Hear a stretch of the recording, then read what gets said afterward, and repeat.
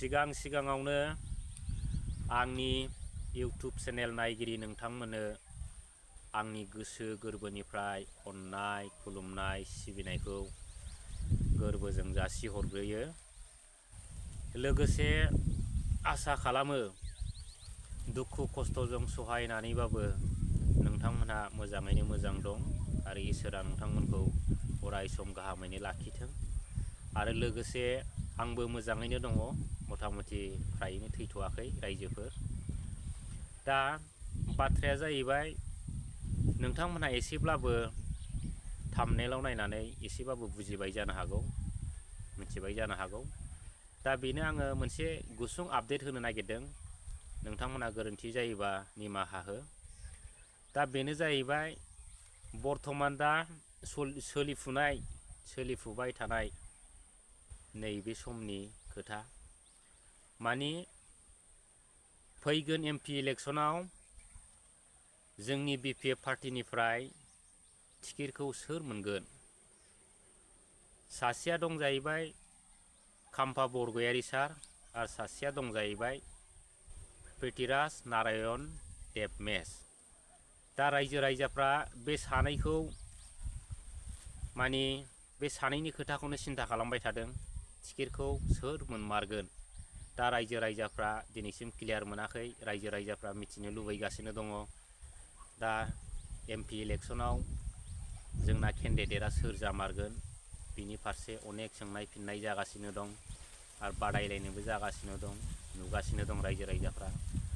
दा बेखौनो आङो गुसुङैब्लाबो बुंनो सानदों। दा बाथ्राया ओरैबायदि फल'वार्स नोंथांमोन, जों ओरैबायदि नुदों माखासे अपोजिसन पार्टिनि मानसिफ्रा माने बिराद सोंख्रावगासिनो दङ सैमाफोरबायदि। ओरैबायदि सोंदों प्रिथिराज देबमेस नारायणनि अनगायै गोरों मानसि गैयामोन नामा? बेफोरबायदि अनेक खोथा सोंदों। बिनिफ्राय बर'नि लिडारफ्रा अनेक बर'नि मोजां लिडारफोर दं, प्रिथिराज देबमेसखौ मानो होनाय जाखो? दा मेन सोंलुआ बेनो रायजोफोर, बे सोंलुआ जाखारफैदों UPPL पार्टिनिफ्राय अनेक मानसिनि सोंनाय। दा आङो फेसबुकखौ बोदलाबानो नुयो, इउटुबखौ बोदलाबानो नुयो, दा नायगासिनो दं, बिनि सर्सा जागासिनो दं। दा आं बेखौनो बुंनो सानदों रायजोफोर, बे खोथायानो जाहैबाय UPPLनि जे खोथा, बिथांमोननि लुगैनायाबो फारसेथिं मोजां मानि मारै मोजां, बिथाङा ओरैबायदि सिन्था धारना खालामदों, ओरैबायदि सानदों बिथांमोनहा, मानि नैबे फैगोन MP इलेक्सननिफ्राय मानि गावसिनि पार्टिया UPPL पार्टिया थानाय नंला। बेखौ सिन्था धारना खालामनानै बिथांमोनहा बुजिदों आरो नेक्स्ट BTR इलेक्सनसिमाव बिथांमोनहा थागोन ना थाया बेखौबो बिथांमोनहा सिन्था खालामदों। मोजांनि बाथ्रा, बिथांमोननि गोसोआव डाउट दङ, बिथांमोनहा सानखाबाय आरो हमनो हाखाबाय माने जिन्दिगियावबो गावसिनि सरकारा फैनाय नंला। बेफोरबायदि मोनसे बिसिनि दैदेनगिरिफोरनि गेजेराव माने बिराद सोंनाय फिननाय जागासिनो दं। दा बिनिखायनो बिथांमोनहा प्रिथिराज नारायण देबमेसखौ होजानो बादों। मानि थाखाय होजानो बादों रायजोफोर, बेयाव एगजाम्पोल हिसाबै आं बुंगोन। बेयाव जाहैबाय हारिनि फारसे मोजां मावनोबा, जाथिनि फारसे मोजां मावनोब्ला माने जोंनि बर' दैदेनगिरि नांगौ। बेबो साखा-फारा दैदेनगिरि, मावखानाय गागु दैदेनगिरि नांगौ। दा जाहैबाय प्रिथिराज देबमेस नारायणआ जाहैबाय दिनै गोदान रायजोफोर, बेखौथ' बयबो मिथिगौ। बेनाव दिनै खुनु बेफोरबायदिनि राजनितिनि खुनु एक्सपिरियेन्स गैया। बिथाङा MP जायोबा मा रोखोम सालायगोन बेनिबो एक्सपिरियेन्स गैया। बेफोरबायदिनो जोंनि माखासे बर' रायजो राजाफ्राबो सिन्था खालामदों, अनेक बुंलाबायदों। दा जाहाथे ओरैबायदि सानदों रायजोफोर, मानि प्रिथिराज देबमेस नारायणआ बायसान्सआव जुदि देरहायोब्ला बेयो बर' जाथिनि थाखाय मावगोन ना मावा आरो बेयाव मा जादों, गुबुन जाथिया बर' जाथिनि फारसे मा मोजां खामानि मावनो हानो, बे सोंनाय फिननाया जादों दे रायजोफोर। बिथाङा जुदि जोंनि बर' जाथिनि मावनो ओंखारदोंब्ला बिथाङा बेसेबां गोबाव बबे जायगायाव उन्दुनानै थाखो, जोंनि हारिनि दिनै बिथाङा मा मावखो, सिन्था खालामनांगौ गोनां नङा होमबा रायजोफोर। नोंथाङा दुखु मोननो नाङा। आरो नोंथाङा बायसान्सआव देरहानानै MP जानानै मा मावगोन? नोंथांखौ देरहाहोनानै जोंनि दानि प्रमद बर' बिथां बायदि जोंनि हारिनि अलखदखौ सुफुङालासिन आरो अलखदावसो खोख्लैगोन नामा सानदों रायजो राजाफ्रा। जाहाथे बिनिखायनो रायजो राजाफ्रा लुबैदों जाहाथे खनले खनले एबा जावले जावले नैथि खेब जोंनि BTCआ जाहाथे गुबुननि आखायाव थाङा, बेखौ सिन्था खालामनानै जोंनि बर' रायजो राजाफ्रा बयबो रायलायसोदों आरो बयबो दैदेनगिरि बिथांमोनानो बुंदों। नाथाय फेसबुक बा इउटुबफ्राव खदबा गला बुंनो सानबाबो बुंनो हायाखै, बिदि जानानै दं रायजोफोर। दा बिनिखायनो प्रिथिराज बिथां देबमेसआबो दुखु मोननानै लाब गैया। नोंथाङा एक्सपिरियेन्सखौ लाबाव, सोलोंबाव, बिनि उनाव मेला सम दं, मेला टाइम दं, जोंहा BTC इलेक्सन फैगासिनो दं बिनि उनाव। बिनिखायनो नोंथाङा दुखु मोननानै लाब गैया, दैज' जानानै खामानि माव, दैज'नि फिथाइया गोदै। आरो बिथांमोनहा ओरैबायदि सिन्था धारना खालामदों, मानि बेयो जाबाय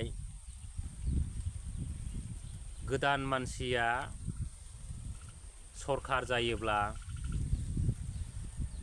जोंनि हारिखौ माबायदि नायगोन। बिथाङाथ' बर' हारि नङा, बिथाङाथ' गुबुन हारि। दिनै बर' हारिनि मानसियानो बुंनो थाङोब्ला जोंनि BTRनि दा चिफ प्रमद बर' बिथाङा दिनै गोदान सोदान मावनो ओंखारबाय, खुनु नलेज गैया, बलेज गैया, मावनो ओंखारबाय बिथाङा। दा नै ओंखारनायनि उनाव मा जाखो दिनै गासिबो मोनखानाय BTCनि पावारफ्रानो गासिबो लांजाजोब्बाय। होनबा मा जाखो बेयाव सिन्था खालामलाय रायजोफोर। दिनै मोनखानाय BTCनि पावारानो दिनै सानफा एफा इन्जुरफोर गुगानाय बायदि थाल्ला गुगालाङोब्ला लास्टआव मा थाहैगोन? बेयावथ' हाराल' थाहैगोन, जेबो थाहैनाय नङा। दा बेखौ सिन्था खालामनानै माखासे बिथांमोनाबो सानदों, UPPLनि मानसिफ्रानो सानदों, बिथांमोनाथ' सानबाय जोंनि सरकाराथ' जिबनावबो थानाय नंला, बिनिखायनो मोजां मानसि हरनानै गोजौआव जाहाथे मोजां सालायथोंसै होननानै बिदि सानदों बिथांमोनहा।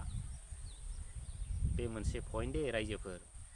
आरो जोंना जाहैबाय खाम्फा बरगयारी सारा साखाफारा, बिथांमोना डिपुटि चिफ जाबोनाय, जेरैबो आखा फाखा। आरो बिथाङा दानिल' नङा, गोबां एक्सपिरियेन्स दं आरो बर' जाथिनि बिथांनाव थै दं। बिथाङा जाजेननायनिफ्रायनो दिनै जुजिनानै नैबे समसिम बारग'बोनाय मानसि, बर' हारिखौ नैबे लेभेलसिम थिखोबोनाय मानसि। बिनिखायनो बिथांमोना बिराद एक्सपिरियेन्स दं। जोंनो बेफोरबायदि मानसिखौ नांगौ। बेफोरबायदिनि अनगायै जोंनो खुनु जुदा मानसिखौ MP सायख'नानै लाब गैया रायजोफोर। आंनि मतामतआ बेनो। आरो बायसान्सआव मा होनो प्रिथिराज नारायण देबमेसआ देरहानायनि उनाव मा मावगोन बेखौ सिन्था खालामनांगौ रायजोफोर। दिनै बियो बर' जाथिनि थाखाय मा मावगोन? दिनै प्रमद बर'आ हारसा हिन्जाव लानायनि थाखाय बिथाङा बर' जाथिनो मावनो थांबाबो बिथाङा जानो हागौ हिन्जावनि माबा मोनसे खोथानि थाखाय बे जाथिनि फारसे मावनो हाया।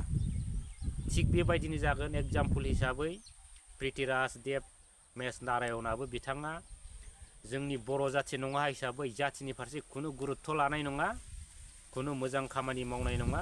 जेब्ला राजा जायो बिथांमोनहा गासिबो नैबे दानि जोंनि UPPL लिडारफोर बायदि गाव गावनि खामानिखौ बावजोबनानै, गाव गावनि सत बांसाखौ बावजोबनानै बिथांमोना थाखानि सायाव गोदोनानै थागोन।